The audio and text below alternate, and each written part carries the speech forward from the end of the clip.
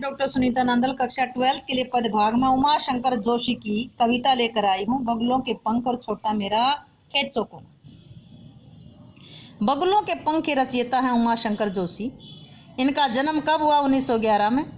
किस पत्रिका का संपादन किया था? संस्कृति पत्रिका का संपादन किया। जन्म हुआ 1911 में। किसका? उमा शंकर जोशी का। कविता कौन सी है? बगुलों के पंख।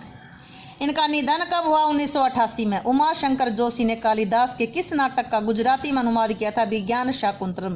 कालिदास का नाटक था विज्ञान शाकुंतलम। उनका गुजराती भाषा में अनुवाद किया था, ट्रांसलेट किया था उमा शंकर जोशी ने। उमा शंकर जोशी ने भवभूति के कौन से नाटक को गुजराती में अनुवाद किया था? उत्तर रामचरित। भवभूति का नाटक उत्तर रामचरित को गुजराती भाषा में ट्रांसलेट किया। कालिदास का कौन सा नाटक था? विज्ञान शाकुंतलम को कौन सी भाषा में ट्रांसलेट किया? गुजराती भाषा में। विश्व शांति के कवि का नाम है उमा शंकर जोशी। गंगोत्री के रचयिता उमा शंकर जोशी। इन्होंने गंगोत्री और विश्व शांति की रचना की। विसामो उपन्यास के लेखक हैं उमा शंकर जोशी। विसामो, गंगोत्री, विश्व शांति, गंगोत्री, विसामो, इनके कवि या लेखक रचयिता कौन है? उमा शंकर जोशी।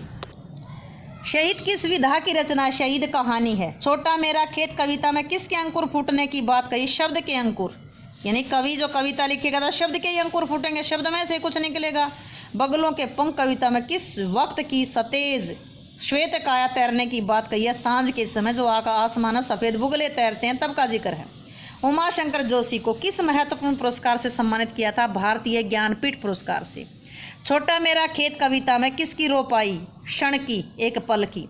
बगुलों के पंख काले बादलों के ऊपर तैरते हुए किसके समान लगते हैं? सांझ की पीली काया के समान। किसके समान? सांझ की पीली काया के समान। कैसे बादल छाए हुए थे? कजरारे बादल जो काले रंग के। बगुलों का कौन सा सौंदर्य अपने आकर्षण में बांध रहा है? पंक्तिबद्ध सौंदर्य, जो पंक्ति में जैसे लाइन में लग रहे हों। छोटा चौकोर ने खेत उपमान का प्रयोग किसके लिए किया? कागज का पन्ना। छोटा चौकोर जो खेत है वो किसके समान माना है? कागज के पन्ने जैसा, जैसे पहले अभ्यास के पहले प्रश्न में ही हमने पढ़ा था। छोटा मेरा खेत कविता में किसकी धाराएं फूटती हैं? अमृत की धाराएं फूटती हैं। कागज का पन्ना के लिए कवि ने क्या उपमान दिया? चौकोना खेत। चौकोर खेत को क्या माना? कागज का पन्ना। छोटा मेरा खेत कविता में कौन झूमने लगे? फल झूमने लगे। बगुलों के पंखों द्वारा क्या चुराने की बात कही गई है? आंख। रस का पात्र क्या था? अक्षय। अक्षय क्या होता? जो कभी नष्ट ना हो। नभ में पाती बांधे बगुलों के पंख किसके लिए प्रसिद्ध हैं? बिंब के लिए प्रसिद्ध हैं। छोटा मेरा खेत कविता में कवि ने अपने खेत में कौन सा बीज बोया था? शब्द रूपी बीज बोया था। आकाश में किसकी पंक्ति की सुंदरता का चित्रण किया गया है? बगुलों की पंक्ति का। छोटा मेरा खेत में किसकी कटाई की बात कही है? अनंतता की कटाई, यानी कि जो अनंत तक काटी जाए। कविता जो है वो अनंत तक, कविता का कभी अंत ही नहीं होता, वो युगों युगों तक चलती रहती है। बगुलों के पंखों का रंग कैसा है? सफेद बुगले हैं। छोटा मेरा खेत कविता में कौन सा रस आया है? साहित्य रस, यानी कि अमृत। किस रस की? अमृत धारा को अक्षय बताया है, साहित्य के रस की धारा को। कवि में निम्न में से किसे रसायन का है? कल्पना को, यानी रसायन का मतलब खाद। छोटा मेरा खेत कविता में कवि ने कल्पना को खाद या रसायन कहा है। बगुलों के पंख कविता में सांझ की सतेज काया क्या कर रही है? तैर रही है। पहले भी आया है, सांझ की सतेज काया तैर रही है। कवि ने अभिव्यक्ति रूपी बीज किस पर बोया है? कागज के पृष्ठ पर, कागज के पन्ने पर।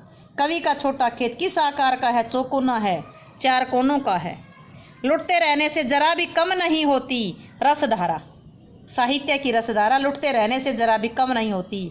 नभ में पंक्तिबद्ध कौन थे? बगुले थे। यानी पंक्ति बांध करके, पंक्ति में चल करके, लाइनों में कौन चल रहे थे? बगुले चल रहे थे। उम्मीद है कि प्रश्न आपको अच्छे से समझ आए होंगे। समझ आए हों तो वीडियो को लाइक करें, शेयर करें, चैनल को सब्सक्राइब करना ना भूलें।